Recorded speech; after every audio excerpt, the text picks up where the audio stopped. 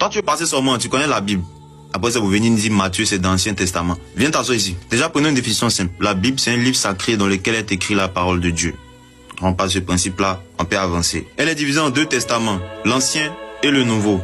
L'Ancien Testament, 46 livres. Le Nouveau Testament, 27 livres. Au total, ça fait 73 livres. Les protestants ont 66 livres. C'est un autre débat. Laissez, après. Le premier livre de l'Ancien Testament, c'est la Genèse. Ça met un premier de la Bible, naturellement. Le dernier livre de l'Ancien Testament, c'est le livre de Malachie. L'Ancien Testament est subdivisé en plusieurs groupes.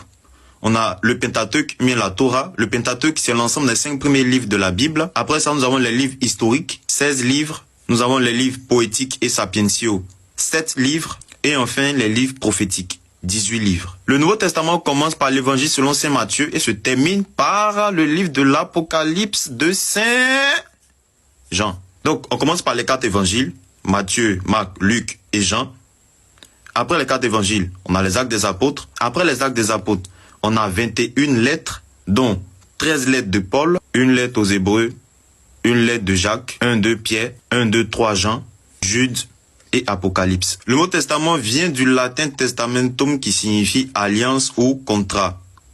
Dans la Bible, un testament est égal à une alliance entre Dieu et l'humanité. L'Ancien Testament, c'est l'alliance faite entre Dieu et le peuple d'Israël. Il prépare la venue du Messie et montre la fidélité de Dieu envers son peuple. Le Nouveau Testament, c'est la nouvelle alliance scellée par Jésus-Christ. Jésus complète, réalise et accomplit l'Ancien Testament. Le Nouveau Testament montre la relation que nous avons avec Dieu, ouverte à tous et non seulement à un peuple. Elle est sacrée pourquoi? Parce qu'elle est considérée comme la parole de Dieu, guide de foi de la vie chrétienne. Elle est inspirée pourquoi? Parce que les auteurs humains ont écrit sous l'influence de l'Esprit Saint. Elle est universelle pourquoi? Parce qu'elle est utilisée par les catholiques, les protestants, les orthodoxes, les méthodistes.